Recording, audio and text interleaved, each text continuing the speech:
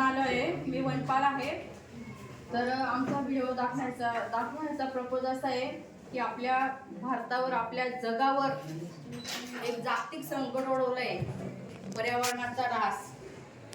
पर्यावरण म्हणजे काय, कोण सांगेल? इन्व्हायरमेंट मीन्स माहौल, हमारे तरफ का माहौल. Very good. जे पशु पक्षी, जीव जंतू, झाडे सर्व आहेत, त्यात आपण पण आलो. आपल्या अवतीभोवतीचे हे सगळं जे आहे ते पर्यावरण आहे. पर्यावरणामध्ये पशु पक्षी, झाडं हे जे आहेत हे सगळ्यात महत्त्वाचा विषय, म्हणजे सगळ्यात महत्त्वाचा रोल यांचा आहे. आणि आपण त्यांना उपभोगणारे सर्व काय आहेत? मानव आहेत. बरोबर आहे ना? निसर्गानेच तयार केलं, आपण फक्त त्याच्यापासून घेत असतो. तर आता काय झालं, आतापर्यंत आपण सर्व घेत आलोय निसर्गाकडून, आता आपल्याला देण्याची वेळ आलेली आहे. म्हणून हा अवेअरनेस आहे, हा जागरूकता आहे. जेव्हा जेव्हा पृथ्वीवर संकट ओढवलेलं आहे त्यावेळेला अवेअरनेस खूप महत्त्वाचा असतो. तो अवेअरनेस शाळेच्या विद्यार्थ्यांपासून आम्ही सुरुवात का केली? कारण की पुढचं भविष्य तुम्हाला घडवायचंय. तुम्ही आता भारताचे नागरिक आहात, बरोबर? आमच्या नंतर तुमची पिढी तयार होणार आहे, म्हणून हे तुम्हाला सांगणं गरजेचं आहे. बघा, सुरुवातीला शिक्षणाचा अभाव होता. लोक शिक्षण करत होते का?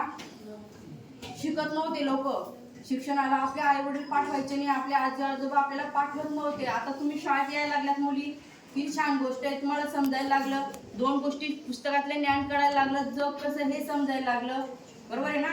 पुढे जाऊन तुम्ही मोठ्या पदावर ड्युटीला जाणार, तुम्हाला सगळ्या गोष्टी कळायला लागल्यात. आता हे कशामुळे झालं? फक्त अवेअरनेस, म्हणजे तुमच्यामध्ये ही जागरूकता निर्माण केली की शिक्षण केल्यामुळे तुमचे काय काय फायदे आहेत. तुम्हाला शिक्षण केल्यामुळे तुम्हाला आर्थिक फायदा होतो, तुम्ही पगार कमवतात, तुम्हाला समाजात प्रतिष्ठा, मान प्रतिष्ठा मिळते. तुम्ही स्वतःचा वर, म्हणजे तुमचा जो हजबंड असेल करणारा, जो तुम्हाला वर चुनायचं असेल त्याचं स्वातंत्र्य तुम्हाला मिळालं. बरोबर? त्यानुसार तुम्ही आपल्या घरातल्या आई वडील, सासू सासऱ्यांचे पोषण तुमच्या पैशाने करू शकतात, स्वतःचं घर घेऊ शकतात. बरोबर ना? एक समाजात एक स्वतःचा प्रेस्टिज तयार करू शकतात. हे सगळ्या कशामुळे मिळालं तुम्हाला? एज्युकेशन, शिक्षणामुळे मिळालं. बरोबर? जर तुम्ही हे केलं नसतं तर आज या बेंचवर बसले असते का तुम्ही? एवढ्या याच्यावर बघायला भेटलं असतं का? हे एवढं छान एसी याच्या रूम मध्ये राहिलं असतं का तुम्ही? नाही. हे केवळ झालं तेव्हा तुमच्यामध्ये जागरूकता तयार केली, जेव्हा तुम्हाला प्रोत्साहित केलं गेलं. कोणी आमच्यासारखं येऊन सांगितलं, पूर्वी तुमच्या एरियामध्ये येऊन सांगितलं, शाळेमध्ये सांगितलं, तुमच्या आई वडिलांना सांगितलं, तुमच्या आजी आजोबांनी तुम्हाला सांगितलं की शाळा शिका, शिक्षण करा, म्हणून तुम्ही छान छान शाळेमध्ये यायला लागले आणि तुम्ही चांगल्या प्रकारे प्रोग्रेस होऊन मोठे व्हायला लागले. बरोबर? हे काय झालं? अवेअरनेस झालं. तसंच हा एक अवेअरनेस आहे आमचा, किंवा आता जगावर संकट ओढवलंय पर्यावरणाचं, त्याला आपल्याला वाचवायचं आहे. आपण काय केलं? झाडांपासून फळं घेतली, सावली घेतली, ऑक्सिजन घेतला. बरोबर? पशुपक्षापासून काय केलं आपण? त्यांचा ऱ्हास झाला. आता मोबाईलमुळे काय झालंय? रेडिएशन खूप वाढलेले आणि पशुपक्षी कमी झाले. पशुपक्षी कमी झाल्यामुळे काय झाले माहिती का?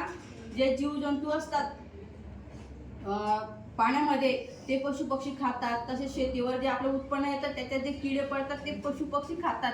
त्याच्यामुळेच आपल्या शेतीमध्ये उत्पन्न येतं. जर पशुपक्षी जर नाही राहिले तर आपल्याला उत्पन्न येणारच नाही. त्याच्यासाठी पशुपक्ष्यांचा रोल पर्यावरणात खूप महत्त्वाचा आहे. झाडांचा रोल काय महत्त्वाचा आहे? झाड हे ऑक्सिजन देतं आपल्याला सगळ्यांना ऑक्सिजन लागतो. बरोबर? ऑक्सिजन नाही घेतला तर आपण सर्व मरून जाऊ ऑक्सिजन शिवाय. तर झाड हे आपल्याला ऑक्सिजन प्रोव्हाइड करतं. तर त्याच्यासाठी झाड हे महत्त्वाचं आहे. त्याच्यानंतर आपल्याला फळं, फुलं, पानं, सावली. बरोबर? आणि जिथे झाडं असतात तिथे पाणी पण खूप मोठ्या प्रमाणात पडतं. एवढा झाडांचा रोल आहे. बघा, जेव्हा जेव्हा निसर्गाचा ऱ्हास झालेला आहे, इन्व्हायरमेंटचा बॅलन्स असा नव्हता, असा ज्या वेळेस झालेला आहे त्यावेळेस पंचमहाभूत आपलं प्रकोप दाखवतात. आता तुम्ही म्हणा पंचमहाभूत काय आणलं मॅडमांनी नवीन? तर पंचमहाभूत म्हणजे काय? अग्नी, जल, वायू, आकाश आणि पृथ्वी. हे काय?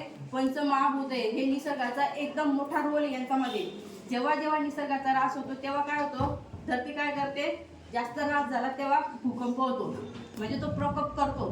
काय होतं? भूकंप होतो. दुसरी गोष्ट अग्नी, जल काय होतो? सुनामी, लाटा येतात. बरोबर? खूप पूर येतो.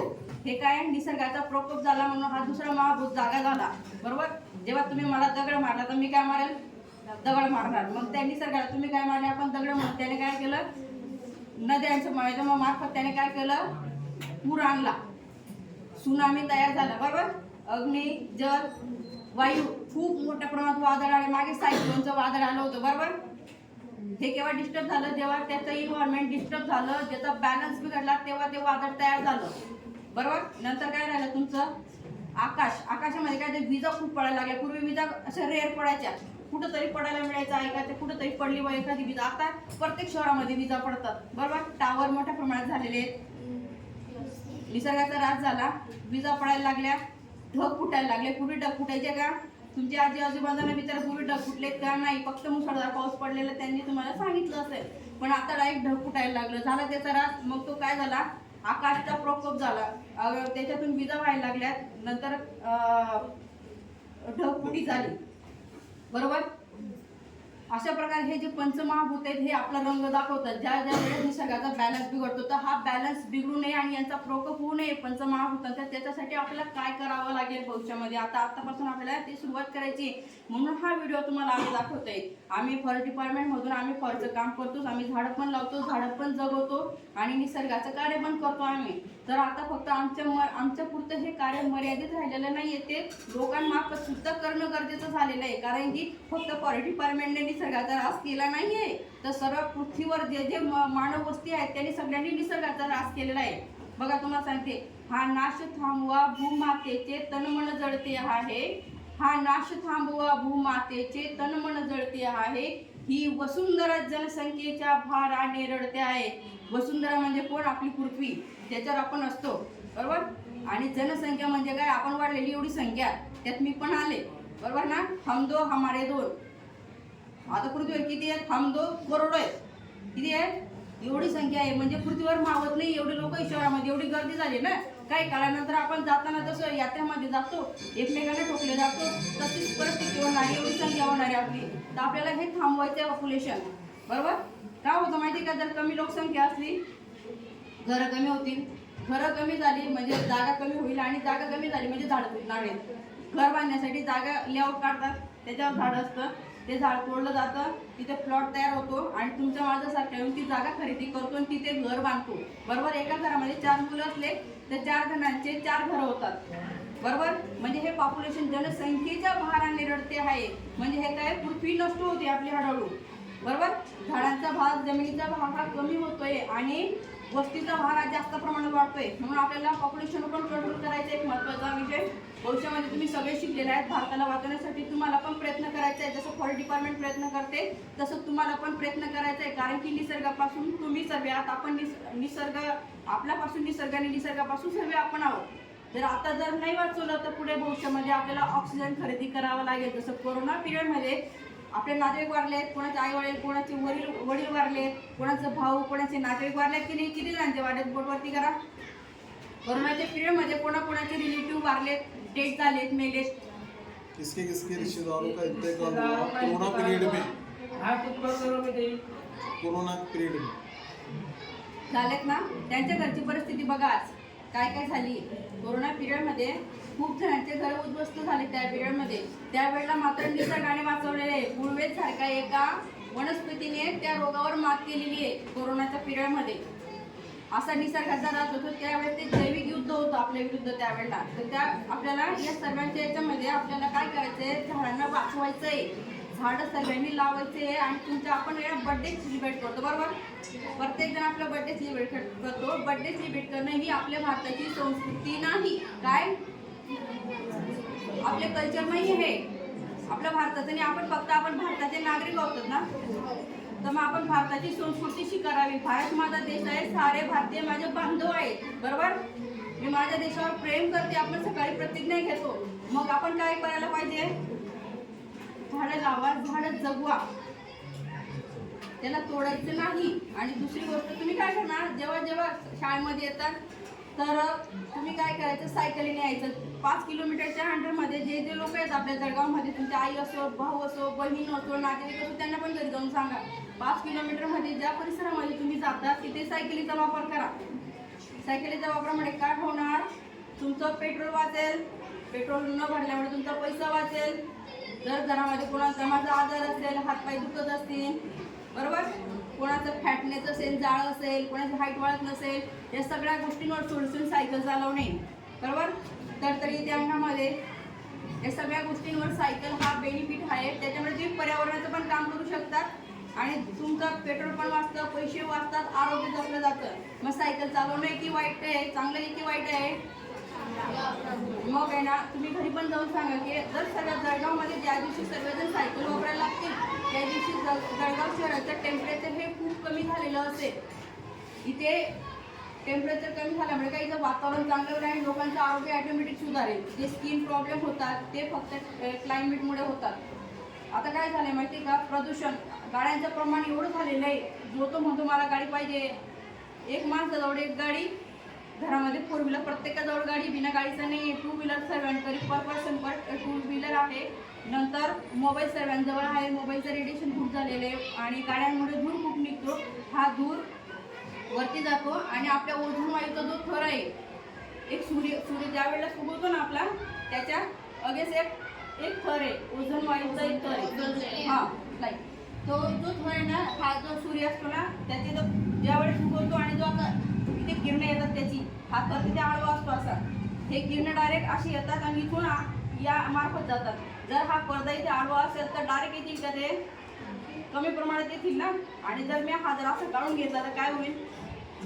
डायरेक्ट येतील ते. मग ज्या वेळेला असा हा प्रमाण इथं हा जो लेयर हा पातळ झालेला, हा कमी प्रमाण झालेलं आहे, ते सूर्याची किरणं, अतिनील किरणं पृथ्वीवर येत आहेत. त्याच्यामुळे काय होतं माहिती आहे, गाळ्या पेट घेत आहेत, हीट खूप प्रमाणात जाणवते आपल्याला. आपण उन्हामध्ये निघतो का, त्यावेळेला उन्हाळ्यात बाहेर निघतो का आपण? 12 नंतर काय सांगतात आपल्याला न्यूजवर काय सांगितलं तर 12 के बाद कोई बाहेर नाही निघलेगा, तापमान बहुत बडा आहे, असं बातमी येते बरोबर, ऐकता ना तुम्ही? मग त्यावेळेला काय होतं, तापमान कशामुळे वाढलेलं आहे? प्रदूषणामुळे वाढलेलं आहे. आणि प्रदूषणावर कंट्रोल कोण करतं? झाडं. झाड हे एकमेक अशी पृथ्वीवरची एक वस्तू आहे की ते सगळ्या निसर्गाचा बॅलन्स झाडामध्ये, बरोबर. पशु पक्षी कशावर बसतात? झाडावर. औषधी वनस्पती कशाने मिळतात? पाणी कशाने पडतं? हा, नंतर पाणी पडलेलं ते थांबू पण शकतो. धूप कशामुळे थांबते? झाडामुळे. मला सांगा, आणि ऑक्सिजन झाडं देतात. कार्बन डायऑक्साईड जो विषारी वायू असतो तो कोण घेतो? झाड. सोडतो काय? प्राणवायू. आपण झाडाला काय देतो सांगा? आपण काय देतो झाडाला? कार्बन डायऑक्साईड सगळ्यात हानिकारक येतो. हानिकारक वस्तू घेऊन आपल्याला चांगले देतो, पण आपण काय करतो? झाडं तोडून टाकलेली आहेत. मग आपल्याला काय करायचंय? झाडं लावायची. तुम्हाला काय काम करायचंय सर्वांना? झाडं लावायची. बड्डेला सर्वांनी झाडं लावायची. आपल्याला केक आणायचा नाही, आई वडिलांना त्रास द्यायचा नाही, सर्वांनी केक आणायचं नाही, एक झाड आणायचं. तुम्हाला जे आवडत असेल, तुम्हाला ज्या झाडावर प्रेम असेल ते झाड आणा. 15 जून ते 30 सप्टेंबर या कालावधीमध्ये आमच्या डिपार्टमेंट मार्फत तुम्हाला मोफत झाडं दिली जातात, रोपं दिली जातात. त्या पिरियडमध्ये तुम्ही झाडं घेऊन जावा. किंवा तुम्हाला असं वाटलं की मॅडम माझं बड्डे, माझं झाड द्या, आमच्या इथे आम्ही देऊ तुम्हाला झाड, कळलं? पण ते जगवा, ते वाढवा. झाडं बोलतात, त्यांच्याशी बोला. झाड सजीव की निर्जीव आहे? सजीव. जानदार के घर जानदार झाड सजीव आहे. हा, झाड सजीव आहे. झाड सजीव असल्यामुळेच ग्रोथ करतो ना. मला सांगा, हे इथे ठेवलेलं आहे, वाढणार आहे का? याला पाणी घालतं वाढणार आहे का? नाहीये. जे वाढतं ते सजीव असतं, बरोबर ना? तर हे झाड सजीव आहे. आणि आपल्याला अजून काय करायचं? प्लास्टिकचं बंदी करायची. काय? प्लास्टिक बंदी करायची तुम्हाला. तर मग मॅडम आमचंच काय बसलंय, एवढं जग दुनिया चालली, तुम्ही आम्हालाच काय सांगताय, बरोबर ना? विषय असा आहे, तुमच्यापासून सुरुवात केली तर तुमची पिढीपासून सगळी पिढी सुशिक्षित होऊन जाईल. जसे तुम्ही शिक्षण घेतलं, बरोबर, तर तुम्ही तुमच्या मुलांना शिकवणार की नाही? साहजिकच हा गुण पण त्यांच्यामध्ये ऑटोमॅटिक येईल, बरोबर ना? म्हणून तुम्हाला हे सांगायची आज गरज पडलेली आहे. तर तुम्ही काय करायचं, जेव्हा जेव्हा मार्केटमध्ये जातात त्यावेळेला काय करायचं? एक कापडी पिशवी, काय कापडी पिशवी खिशात टाकून घ्यायची, डेली टाकून घ्यायची. तुम्हाला काम असो अदरवाईज नसो, एक कापडी पिशवी खिशात असू द्यायची. बघा, आपण रस्त्याने जाताना काय करतो, एखादी कोण चॉकलेट भेटली किंवा एखादं बुक खरेदी करायचं असलं, तुम्हाला स्टेशनरी खरेदी करायची, काय मेकअपचं किट खरेदी करायचं असलं, भाजीपाला खरेदी करायचं असला, आपण काय जातो त्याच्याकडे ती वस्तू घेतो आणि त्याला कॅरी बॅग मागतो, बरोबर ना? तर कॅरी बॅग मागायची नाही, आपण कापडी पिशवी मागायची. आपली कापडी पिशवी घ्यायची, त्याची वस्तू आपल्या कापडी पिशवीमध्ये टाकून घ्यायची. तर मग का म्हणतं कॅरी बॅग का आणि वापरू नये? तर कॅरी बॅगचं बिघडण होत नाही, डिकम्पोज होत नाही आणि ती पर्यावरणासाठी हानिकारक आहे. आणि मग पर्यावरणाला जर हानिकारक ज्या वस्तू आहेत आपल्याला जर विरोध केला तर पंचमहाभूत जागे होतील का? नाही होणार. भूकंप होणार नाही, वादळ येणार नाही, महापूर होणार नाही, पूरग्रस्त ठिकाण होणार नाही, विजा होणार नाही, हे सगळं काहीच होणार नाही. जेव्हा हा बॅलन्स सरळ होईल, हा बॅलन्स असा बिघडलाय, त्याला आपल्याला असं करायचं आहे. तर त्याच्यासाठी तुम्हाला आम्ही सांगतोय, झाडं लावा, प्लास्टिक बंदी करा. नंतर तुम्ही पाणी कमी प्रमाणात वापरायचं आहे. बरोबर ना? पाणी घरी वाया घालवायचं नाही. मग आम्ही बिल भरतो मॅडम, मग तुम्ही कसं सांगते आम्हाला पाणी वापरू नका, वापरा नक्की वापरा, पण आवश्यक आहे तेवढंच वापरा. जास्त पाण्याचा वापर करायचा नाही, जेवढं आवश्यक आहे तेवढंच वापरा. सायकलिंगचा वापर करा. दर्गातल्या दर्गा तुमची ड्युटी असेल, सर असो मॅडम असो की तुम्ही असो की मी असो, जर 5 किलोमीटरच्या अंडरमध्ये तुमची ड्युटी असेल तर तुम्ही सायकलीने प्रवास करा. निसर्ग बघतो सर्वांना, आपण जसं निसर्गाचं करून घेतो तसं निसर्गाला द्यायची वेळ आलेली आहे, तर तुम्ही सायकलीचा वापर करा. तिसरी गोष्ट झाली. चौथी झाली. आता तुम्हाला सांगते, तुम्ही सहलीला कुठे जातात? पिकनिक को कहाँ जाते आप लोग? गार्डन में. हाँ, क्यों जाते आप गार्डन में? अच्छा लगता है ना? हाँ, मग निसर्गाच्या साईडला सगळ्यांना चांगलं वाटतं की नाही? चांगलं वाटतं. मग निसर्ग वाईट, झाडं चांगली की वाईट आहे? तर तुम्ही सगळ्यांनी झाडं लावा, झाडं तोडू नका. आई वडिलांना पण जाऊन सांगा, बरोबर? तसंच पाण्याचा वापर कमी करा. प्लास्टिक वापरू नका. घरून पिशवी घेऊन जा. सायकलचा वापर करा. एवढं आम्हाला तुम्हाला सांगायचं आहे. आणि बघा, घरचा परिसर आहे जो आपला तुमचा,